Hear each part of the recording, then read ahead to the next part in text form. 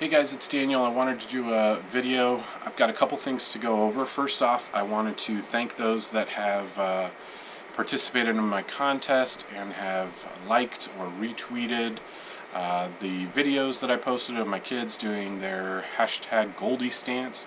I also wanted to show off the Paul Goldschmidt bobblehead. This was from the game on Saturday. That kind of prompted that contest since it's got him in his batting stance. I thought they did a pretty good job with the bobblehead. Once the Diamondbacks contest is over and the winners are announced, then I'll end my contest and pick out a winner for some Paul Goldschmidt cards. And if one of my kids happens to win the autographed bat, then I will give away one of the bobbleheads as well. I think it was Nate. He asked if I would share what Paul Goldschmidt's responses were to my questions. So I'll do that real quick. The first question that I asked was, "What's your favorite thing about Arizona?" Goldschmidt said, "There are a lot of great things living here in the off season, and it's great. You can be outside all the time with the weather. It's tough with these summer months, but there's so much to do with hiking outdoors, playing golf, swimming, nearby cities like Flagstaff or even nearby states. On the road, we try and get out when we can, but a lot depends on how close things are and how much time we have. Obviously, we must prioritize baseball first, rest, and get to the park. But if we have free time, I like to get up early and get out and walk around." The next question that I had asked was, "What's your favorite ballpark to hit at besides Chase Field?" He said, "I've done well at Milwaukee, but wherever guys play best is their favorite on the road. If I suddenly play terrible there, I'll have to change my answer." And then it says he laughs. And then the third one was, "What's your favorite food when you're on the road?" And he said, my favorite overall food is hamburger, but on the road we mainly go out for breakfast at a local spot. I love coffee, so that works too. I try and go to a place that's not a chain if I can, otherwise I stick to regular coffee." So those were the three questions and answers that were in the D-Backs Insider magazine. I wanted to just kind of share a story and see what your guys' opinion was. Last night we went to another Arizona League game, and it was the Indians versus the Padres. And one of the Indians players hit a home run, and we tracked down the ball. And as we were walking back, a guy drives up in a cart from the Indians and says, "Hey, did you guys get that home run ball?" And we said, "Yeah." He said, "Well, he would like that ball. It was his first home run, and so can I have the ball?" And I said, "Well, do you think we could trade him for it?" Which we had an experience with one of the Giants players, Mike Burnell. Great experience. He was more than happy to trade us another ball and batting gloves. And we got him to sign them, took a picture with him after the game. It was great. Again, we said, "Do you think he would trade?" "Yeah. I'll go talk to him." So he drove off, and we went back to the bleachers, and then he came over and he had an autographed baseball, and was like, "All right, can I get the home run ball?"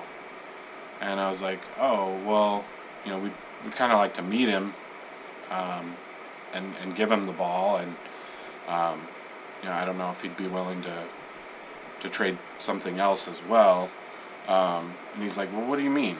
And I'm like, "Oh, I don't know, maybe like batting gloves or a broken bat or something, And he's like, "Well, can I just get the ball now? Can we just get this done? And I'm sure you'll be able to meet him after the game." And I was like, "Well, we'd rather wait and give him the ball ourselves." And he was like, "Fine." He was kind of rude, little a little rude. I don't know. It ended up that the person that hit the home run was Will Benson, who's the Indians' first-round draft pick. He was drafted number 14 overall. And again, it was his first home run as a pro. So he left by saying, well, just you'll have to stay till the end of the game, and then we'll make the trade. And so said, that's fine. So game ended, and we went over to the fence, and we waited, and we waited, and we waited some more, and nobody ever came over. We waited, and everybody cleared out. There was one guy that was kind of driving around on a cart, fixing up the field and stuff like that. And so after he finished on the field, he came over, and I kind of flagged him down, and I said, hey, we got Will Benson's first home run ball. We had talked to somebody earlier. He said to wait here after the game, and that's what we've been doing, but nobody came over. He said, okay, well, I'll let somebody know. And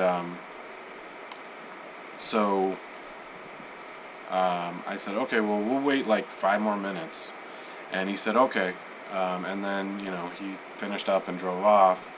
And we waited another 5 minutes or so. I don't know how long it was, but and then we left. And so I had tweeted out a congratulations to Will Benson on his first home run, and I haven't heard anything back from him via Twitter, but I just thought it was really, really strange, the interaction with this representative from the Indians. And my only thought is that, he was really adamant about getting that ball, so for him to not come back over, I don't know if Will Benson maybe changed his mind and was like, forget that, I'm not interested, or if the guy gave him a different baseball and said, here, I got your home run ball. I don't know.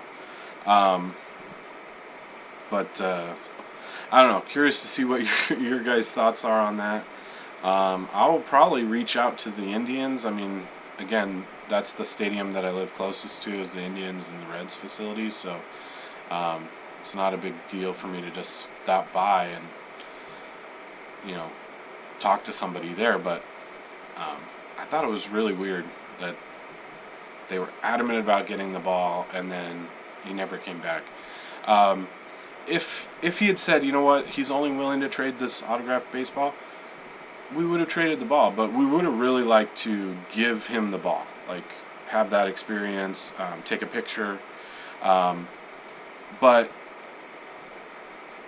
we could also just ask him for an autograph at any point in the season too, and probably get one.